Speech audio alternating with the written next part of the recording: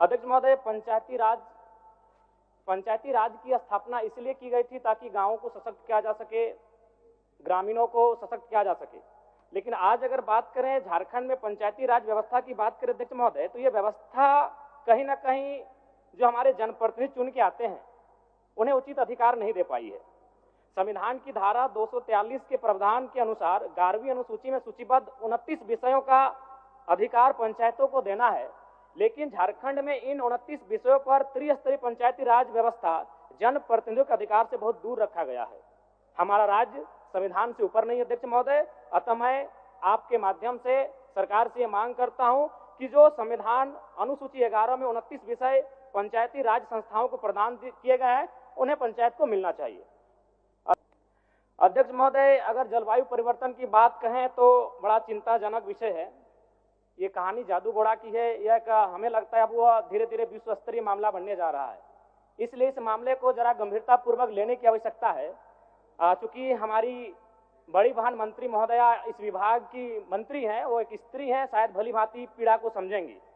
एक सर्वे की रिपोर्ट कहती है कि जादू घोड़ा के लगभग 1 दर्जन गांवों का सर्वे किया गया है। वो सर्वे की रिपोर्ट कहती है कि 47% महिलाएं मां बनने की क्रिया की इच्छा जागृत नहीं कर पाती हैं। यानी मां बनने की जो क्रिया है उस इच्छा को जागृत नहीं कर पाती है। वो रिपोर्ट कहती है 47%। 30% जो महिलाएं हैं अध्यक्ष महोदय, उनमें गर्भपात हो जाता है। कारण क्या है? ये सबको मालूम है, यूरेनियम का खनन और उसके रेडिएशन से जो प्रभाव पड़ता है, कहीं ना कहीं जादू घोड़ा के जो जीवन है उसे अस्त व्यस्त करके रखा गया अध्यक्ष महोदय। और अध्यक्ष महोदय, ये थोड़ा सा अब शर्म कीजिए या हंसिए या अपने दुर्भाग्य को कोसिए, एक बड़ा विचित्र विषय सामने आता है अध्यक्ष महोदय। जादू घोड़ा की यूरेनियम खानों से निकाला जाने वाला प्रारंभिक ईंधन, जिसे येलो केक भी कहा जाता है, परिशोधन के लिए हैदराबाद स्थित ईंधन प्रक्रिया केंद्र भेजा जाता है, जहां यूरेनियम की छड़ें बनने के बाद शेष रेडियो एक्टिव कचरे को पुनः 1500 किलोमीटर दूर लाकर जादू घोड़ा के गांव में बिखेर दिया जाता है। अध्यक्ष महोदय, ये तो वही हुआ ना कि आप रांची से जाकर धनबाद में केला खरीदें, केला को लाकर रांची में खाएं और फिर छिलका आप धनबाद को सौंप दिए। कारण क्या है? ये बहुत गंभीर विषय है। अगर इन विषयों पर हम लोग चर्चा नहीं करेंगे और उन विषयों का समाधान नहीं करेंगे अध्यक्ष महोदय, तो हमारे हिसाब से बहुत ही दुर्भाग्य का विषय अध्यक्ष महोदय। अतः मैं आपके माध्यम से सरकार को यह कहना चाहूंगा कि जादू घोड़ा का जो विषय है अत्यंत ज्वलंत विषय है, इसके निराकरण की दिशा में सदन को, सरकार को बढ़ने की आवश्यकता है। मनरेगा में अभी केंद्र सरकार के माध्यम से 245 रुपए मानव दिवस है और झारखंड सरकार उसमें 27 रुपए एक्स्ट्रा दे रही है, यानी 272। अगर 100 दिन के आंकड़े को ले लिया जाए तो 272 × 100 यानी 27,000 के आसपास होता है। अगर उसे फिर हम लोग 12 महीने होते हैं, अगर 12 महीने से डिवाइड करेंगे तो 2000 से ज्यादा उसका महीने का इनकम होता है। इससे क्या होता है कि नरेगा का काम लोग करना नहीं चाहते हैं। तो जब नरेगा का काम करना नहीं चाहते हैं, यही करप्शन सृजन होता है। क्या करते हैं? वह जेसीबी के माध्यम से काम कराते हैं, फर्जी तरीके से लेबर का रजिस्ट्रेशन करते हैं और यहीं से एक लूप होल मिल जाता है जिनको करप्शन करना होता है। इसलिए मैं ये मांग करूंगा कि जो मनरेगा का विषय है और मजदूरों का जो न्यूनतम दर है उसे कम से कम एक अकुशल मजदूर का आज के डेट में लगभग 400 से ज्यादा उनका दर है अध्यक्ष महोदय। तो अगर उस दिशा में अगर मनरेगा की योजना को लेकर हम आगे बढ़ेंगे तो शायद मजदूरों के साथ एक न्याय हो पाएगा। धन्यवाद अध्यक्ष महोदय। धन्यवाद अध्यक्ष महोदय। सरकार ने ग्रामीण विकास के लिए 9,841 करोड़, ग्रामीण कार्य के लिए 4,776 करोड़, पंचायती राज के लिए 2,144 करोड़ और वन पर्यावरण विभाग के लिए 1,381 करोड़ की मांग रखी है। सरकार ने कल्याण और शिक्षा के बाद 11% राशि को ग्रामीण विकास, ग्रामीण कार्य और पंचायती राज्य के लिए प्रावधान किया है। इस राशि को सरकार अगर खर्च कर पाए तो बहुत बड़ी उपलब्धि होगी अध्यक्ष महोदय। लेकिन विगत वर्ष 13,657 करोड़ की राशि ली गई थी, परंतु खर्च मात्र लगभग 10,176 करोड़ की राशि को खर्च कर पाए थे। यानी कि 3,481 करोड़ की राशि का खर्च नहीं हो पाना दुर्भाग्य अध्यक्ष महोदय। जबकि ये ग्रामीण व्यवस्था की बात है, पंचायती राज की व्यवस्था है। ग्रामीण यानी गांव, और गांव तभी सशक्त होंगे जब उनका जो हिस्से की राशि है वह 100% खर्च हो पाए। बीते वर्ष देश की प्रति व्यक्ति आय 2,28,000 रुपए थी अध्यक्ष महोदय। गोवा में सर्वाधिक 4,61,000 रुपए, वहीं हमारे झारखंड में मात्र 68,612 रुपए थी, जो कि चिंताजनक है।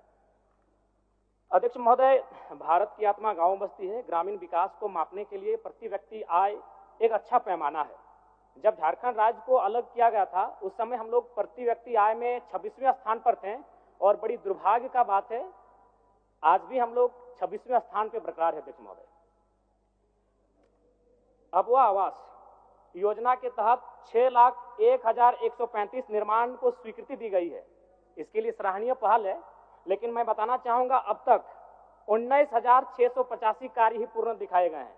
अगर इसी गति से अगर काम होगा अध्यक्ष महोदय तो हमें लगता है 25 साल का समय लगेगा, जो कि एक चिंताजनक विषय है। अध्यक्ष महोदय, पंचायती राज की स्थापना इसलिए की गई थी ताकि गांवों को सशक्त किया जा सके, ग्रामीणों को सशक्त किया जा सके। लेकिन आज अगर बात करें झारखंड में पंचायती राज व्यवस्था की बात करें अध्यक्ष महोदय, तो ये व्यवस्था कहीं ना कहीं जो हमारे जनप्रतिनिधि चुन के आते हैं उन्हें उचित अधिकार नहीं दे पाई है।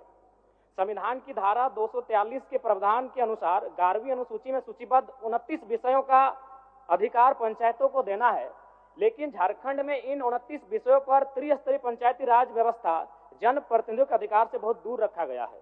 हमारा राज्य संविधान से ऊपर नहीं है अध्यक्ष महोदय। अतः मैं आपके माध्यम से सरकार से मांग करता हूं कि जो संविधान अनुसूची 11 में 29 विषय पंचायती राज संस्थाओं को प्रदान किए गए हैं उन्हें पंचायत को मिलना चाहिए। अध्यक्ष महोदय, वन, क्योंकि झारखंड यानी वन एक महत्वपूर्ण अंग है हमारा, और आज अगर बात करें तो 29.81% वन भूमि है, जिसमें शायद अभी हाल ही में 2% का इजाफा हुआ है। लेकिन अगर घने वन की बात करें, घना जंगल, उसकी प्रतिशत मात्र 3.5 है, जो कि चिंताजनक है अध्यक्ष महोदय। अध्यक्ष महोदय, WHO का रिपोर्ट है कि झारखंड में प्रदूषण को लेकर अलर्ट जारी किया गया है, और अगर प्रदूषण की बात करें तो धनबाद जिला सबसे आगे है। मैं मंत्री महोदया विदुषी मंत्री हैं, मैं इनसे आग्रह करूंगा कि धनबाद जो कि आपको अर्थव्यवस्था के झारखंड राज्य के उद्देश्य दृष्टिकोण से बहुत ही महत्वपूर्ण जिला है, और वह जिला आज कहीं ना कहीं बहुत ही दुखद अवस्था में, इस विषय पर ध्यान दिया जाए अध्यक्ष महोदय। अध्यक्ष महोदय, अगर जलवायु परिवर्तन की बात कहें तो बड़ा चिंताजनक विषय है। ये कहानी जादूगोड़ा की है, यह हमें लगता है अब वह धीरे धीरे विश्व स्तरीय मामला बनने जा रहा है। इसलिए इस मामले को जरा गंभीरता पूर्वक लेने की आवश्यकता है। चूंकि हमारी बड़ी बहन मंत्री महोदया इस विभाग की मंत्री हैं, वो एक स्त्री हैं, शायद भली भांति पीड़ा को समझेंगी। एक सर्वे की रिपोर्ट कहती है कि जादूगोड़ा के लगभग 1 दर्जन गांवों का सर्वे किया गया है। वो सर्वे की रिपोर्ट कहती है कि 47% महिलाएं मां बनने की क्रिया की इच्छा जागृत नहीं कर पाती हैं। यानी मां बनने की जो क्रिया है उस इच्छा को जागृत नहीं कर पाती है। और रिपोर्ट कहती है 47%। 30% जो महिलाएं हैं अध्यक्ष महोदय, उनमें गर्भपात हो जाता है। कारण क्या है ये सबको मालूम है, यूरेनियम का खनन और उसके रेडिएशन से जो प्रभाव पड़ता है, कहीं ना कहीं जादूगोड़ा के जो जीवन है उसे अस्त व्यस्त करके रखा गया अध्यक्ष महोदय। और अध्यक्ष महोदय, ये थोड़ा सा अब शर्म कीजिए या हंसिए या अपने दुर्भाग्य को कोसिए, एक बड़ा विचित्र विषय सामने आता है अध्यक्ष महोदय।